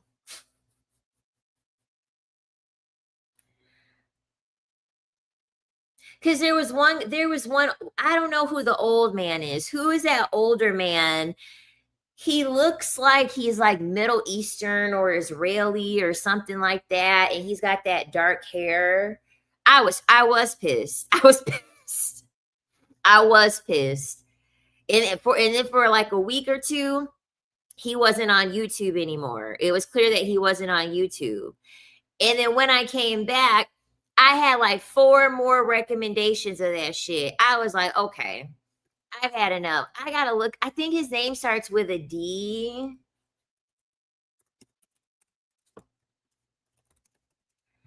Popular Christian pastors. I don't know. I'm trying to figure out what his name was. Oh, so he was looking up Stephen Furtick. I remember that. I remember him looking up Stephen Furtick. Yep, he was looking him up. He looks creepy as hell. He was the first one that popped up in my recommendations. Oh, and then I knew this guy was crazy because I think he also was looking up Kenneth Copeland. Have you ever seen how Kenneth Copeland looked? Kenneth Copeland looks insane. But there was another person Benny Hinn. Benny Hinn. His recommendation were like the creepiest people, like the worst people. It was like the worst people. It was Stephen Furtick, Benny Hinn, and Benny Hinn and whoever Kenneth Copeland.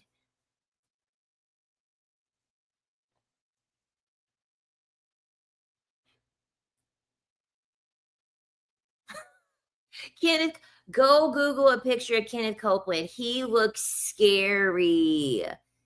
He looks scary. And Kenneth Copeland, you can look it up. They called him out. He was getting on his private jet. An interviewer had asked him, like, how do you feel about the fact that like you have people that are part of your congregation that are giving you like money and like you're flying on a private jet? And like the demon in him turned on when she asked him that question. The demon turned on when she had asked him that question. He was like, you don't question. He was like, you don't question that ever. You don't question what I'm doing for the people. Like his eyes got all big and all scary. Like,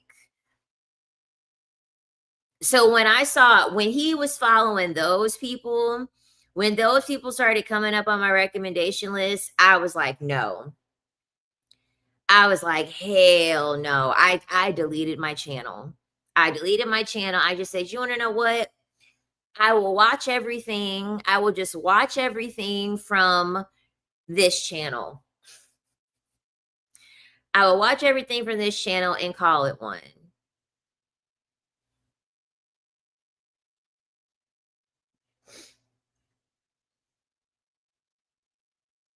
No, it was just a guy. It was a guy that ended up moving into the place that I used to live. I never signed out of my YouTube account. And so he just went into my YouTube account. It's always men that are doing this. Like I can tell from the search if it's a man or not, because it was also a man that did this when I moved out of my place to New York City. And don't get me wrong, I've done it a couple times, you know what I mean? But I want to watch stuff under my account. You know what I'm saying? So yeah, he was just watching shit and he was like watching all this Christianity religious stuff. And then like at first I was like, oh, okay. Like all you had to do is log into your Google account under privacy settings and log out of all the locations. That's not the current location, girl. I said, throw the whole account away. He tainted it already. He had tainted it already. He had tainted it. Once he started searching that stuff up, I was like, no. Have y'all noticed that all men are stalkers? Literally all of them, every single one. I never dated a man who didn't stalk me or spy on me. Yeah, especially if they live around you, especially if they follow you on social media. Girl, they taking notes. I had a woman that said that she lived in her apartment. It was a video. Lived in her apartment, and this man came up to her and was like, oh yeah, I noticed that like you didn't walk your dog today. I didn't notice that I noticed that you didn't do this today. Like he literally went up to her and approached her and pretty much told her like, I noticed that your routine was different today.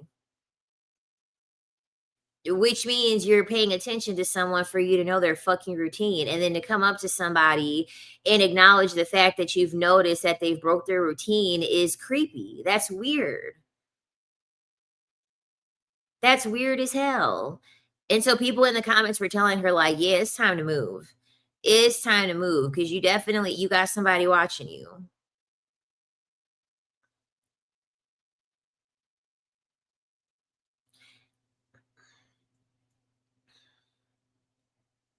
He said, "I don't want stinky people. I don't want stinky homeless people in my congregation. I don't watch Forensic Files. I used to, but I don't watch it anymore. I like content creators that cover true crime.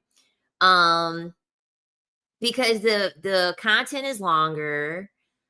The content is longer, and then depending on how far along the case is, they usually can have like new information.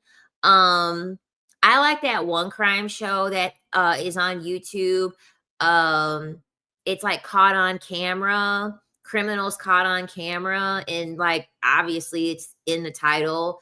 The whole premise of the show is for them to cover stories that they were able to find the person that committed the crime due to camera surveillance footage. And some of those episodes I was like, "Oh my gosh."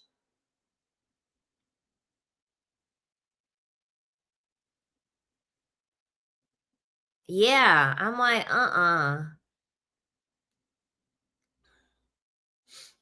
That's why whenever like I see this is another thing too, like if you are like in your space, you're at your place and you see men and you see a man like around your place, he may live there, he may not live there. Don't walk immediately to your place. Like if you see a guy outside and you're still in your car, stay in your car until you don't see that man anymore and that man has went somewhere, and make sure you look back behind you to make sure he not looking to see where you're going.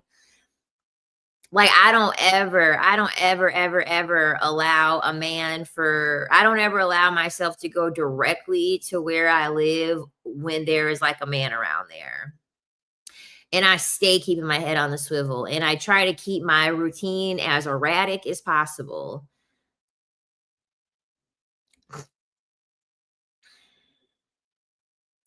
I would love a woman only apartment complex or a woman only town.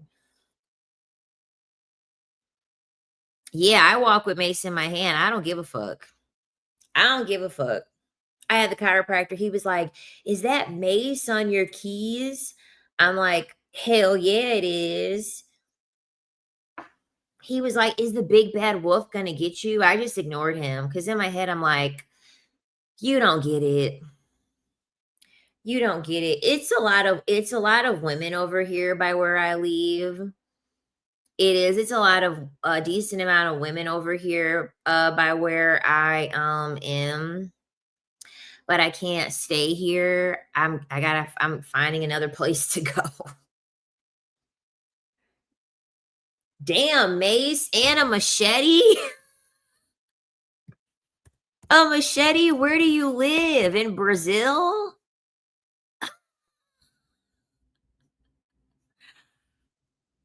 You getting ready to behead somebody over there?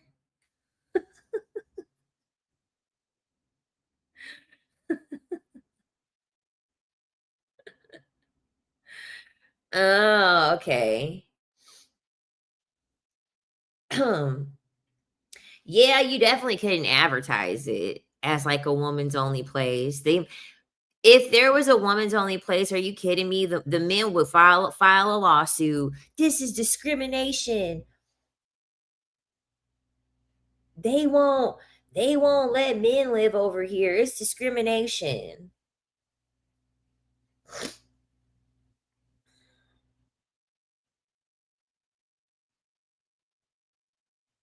That's what I said. I said, "Where are you? Are you in Brazil? You in Cuba? Where you at with a machete, girl? She over here walking. She over here walking like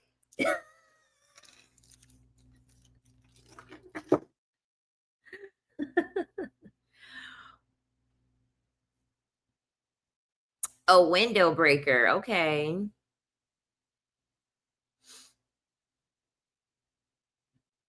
Yep, man caves, guy nights. Yeah, all the places where they can be men. Where men are allowed, where men can rule. Yep. I'm gonna stay on here for like 10 more minutes and then I'm gonna get off of here. But no, you're 100% right. I am so mad. One time I brought my knife through TSA, and honestly, I was pissed because they took it. It wasn't the best knife anyway. It really wasn't the best knife. It was extremely overpriced. And I got it in New York City, but in New York City, you can't have a switchblade.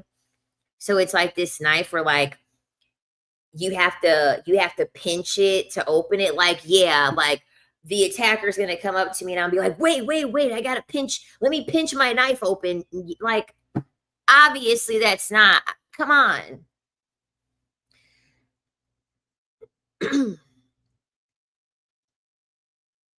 Like, you're not gonna let me have a switchblade, something that I could just whoosh and then use.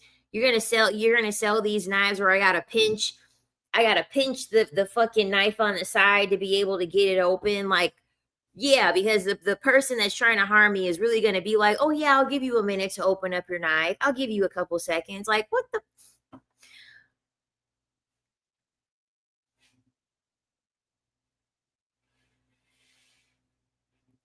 oh my gosh, a dude locked me in his house once and passed out drunk. I had to break out the window with a chair. That's scary. It was a private dancing gig years ago. Chow, that's one thing I could never do. A private dancing gig, chow, the Players Club with Ebony, the Players Club with Ebony. I was like, I'm not trying to be Ebony from the Players Club. I was like, I'm never doing that. I wasn't trying to let them do that to me.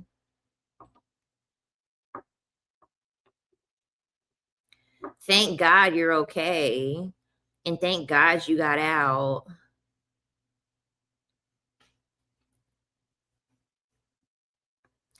Semi-automatic pocket knife.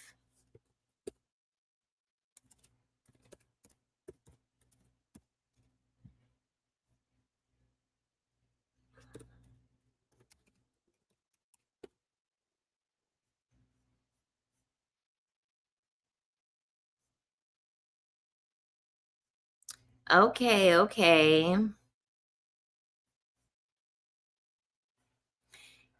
Yeah, I'm gonna get one of these. These are the types that my dad has. Cause my dad carries everything on him too. My daddy be carrying a switchblade, he be carrying his firearm, and I do the same thing. Oh my god, a cartel dude, that's scary. I'm telling you, I rather, at the end of the day, I'm always gonna carry a weapon because you want to know what? You want to know what? It's gonna be either me or the person. It's gonna be either me or the other person. And I be damned if I let it be me. I rather sit here and have to go on trial. I rather sit here and have to go to jail than to have to sit here and lose to my attacker. No, it's either me or them. Nope. If I get dealt with by the justice system, I just get dealt with by the justice system. But guess what? I'm gonna be in jail with a smile on my face. I'm gonna be in jail with a smile on my face, knowing that someone that they attacked me, they couldn't attack another person. I love that you mentioned the firearm thing, the past 4 or 5 lives, because I feel like it's usually always somebody in the chat that either is like afraid of someone attacking them or like they've been in a predicament where like they've been attacked or they've been held against their will.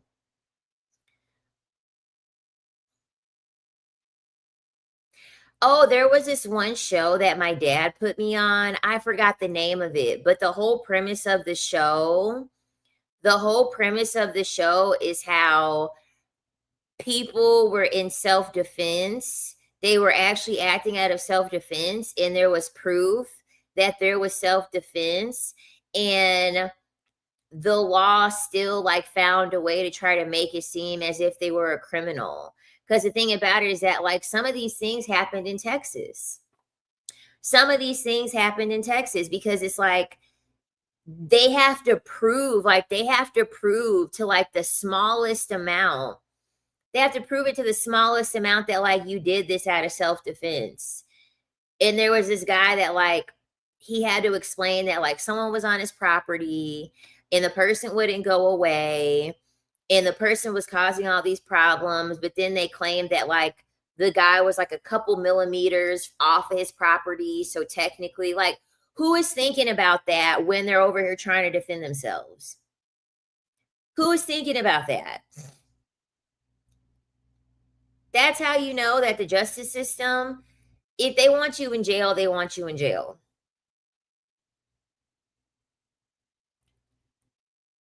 Like that's how I look at it. If they want you in jail, they're going to find a way to put you in jail cuz there are women out here, they clearly had proof. They clearly had proof of the fact that they were acting in self-defense. They were held against their will. They unalived their attacker and like they still had to go to jail. So it's just like, but guess what? If you stay hot, they'll reduce your sentence a little bit. If you make sure you look real hot, you make sure you got your cleavage out a little bit, you do a little wink at the judge, that might help you. That's gonna help you reduce your sentence a little bit. So once again, be hot, so you ain't gotta serve a long time.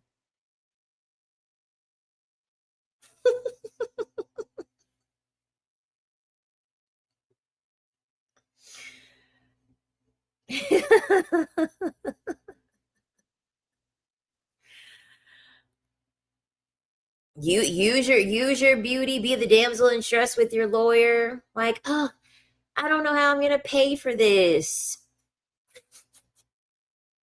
Sleep your way out them lawyer fees.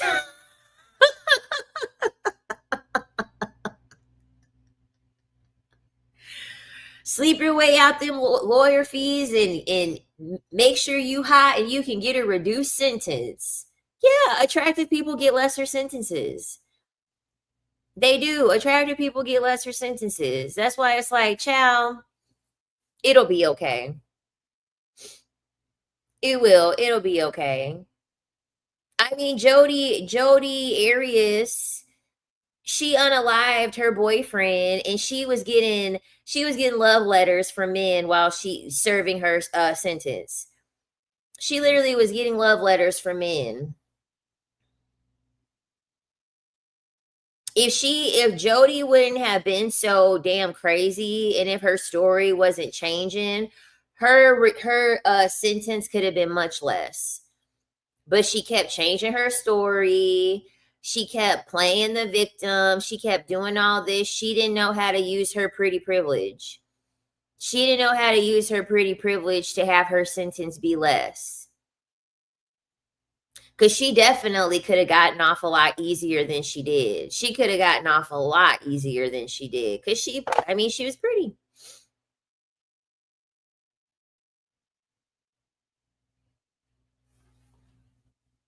Yeah, the Luigi guy actually was like attractive. I was like, wow. He didn't and he I couldn't vilify him really for what he did either. Like couldn't really vilify him. Who's that? Let me see.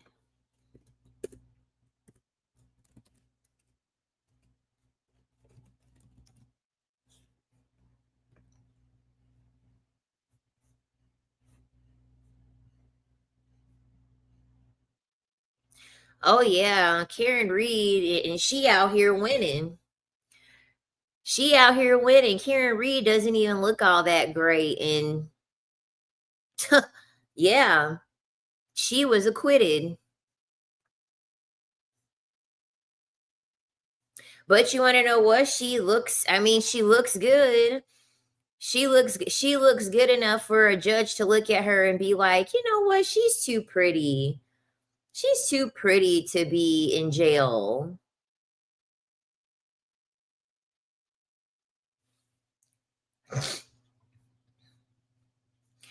How many people have gotten unalived by their partners? I don't know, but it's pretty common. You can't, I mean, the thing about it is this: you can't love someone without hating them. You can't love someone without hating them. That's the reason why I'm not big on love like that. Um, I love to give love to children. I love to get love to animals. I do have love in my heart, but when it comes to human adults, it's either one minute they love you, and when they love you hard, they'll hate you even harder. And some people will hate you so much that they'll unalive you. I mean, family will unalive their own family because they heard you came up on some money.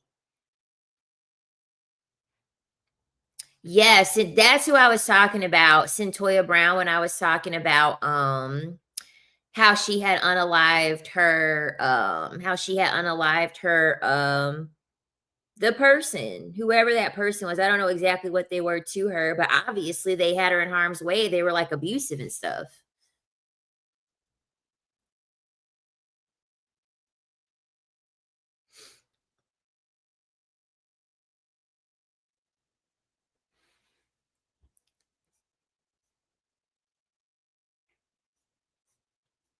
And then you got some of them people, you got them couples, they be going on sprees together. They work together. They work like a team. I'm like, "Oh my god, y'all are bonding over taking other people's lives. That's insane. That's crazy, but it happens." Thanks to everyone complimenting me on my makeup, on my hair. If for the past 2 days, like if you like my hold on. Do I have anything to wipe this off with? I don't. Not on my person. Oh, actually I do, but hold on. So that way y'all can actually see.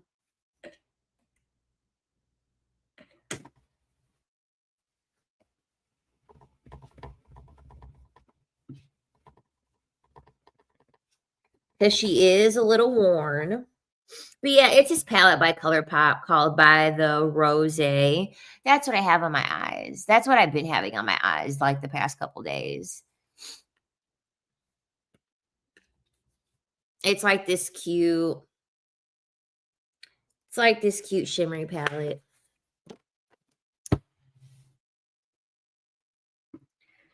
Yep, that's right. He was trying to traffic her.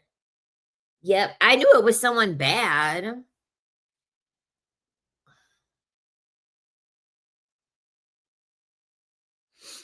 I'm like, I know for sure it was somebody that was, not good. I can't remember everything. I can't remember everything. But y'all, I'm gonna get off here. I had a really busy morning. I got my teeth white. Well, I didn't get them whitened technically. I got them cleaned, but I got my teeth cleaned, had my chiro appointment, all that stuff. So I had a busy morning. I did not want to roll out of bed today. I'm like, damn, ugh. But I got up and I live streamed with y'all. Don't forget to like, don't forget to subscribe. I'm a live stream tomorrow. I'm doing my best to be consistent. I'm gonna do the spiritual channel this weekend. I think on the spiritual channel, because I'm really trying to make sure I'm consistent over here. I think I'm gonna do every other weekend on the spiritual channel. We'll see, because I'm trying to be consistent, trying to work up my live stream stamina. Um, and then obviously I'm gonna post to the Patreon. I think I think for Patreon, I'm a post over on there once a week as well. Um, yeah, I'm just trying to get my ducks in a row. You know what I'm saying? Trying to get my ducks in a row and make sure that I, you know, do what I'm supposed to do. And make sure I'm giving y'all enough content and I'm being consistent. That way y'all don't have to go weeks without me giving y'all content, okay? So yeah, I'm going to get off of here. I had a wonderful time per usual. Please let me know if there's anything else that you want me to talk about. You know, you can let me know in like the comments. Let me know what other subjects you want me to talk about. I have a decent amount listed already, but yeah, feel free to give me any like suggestions and I will talk to y'all next time.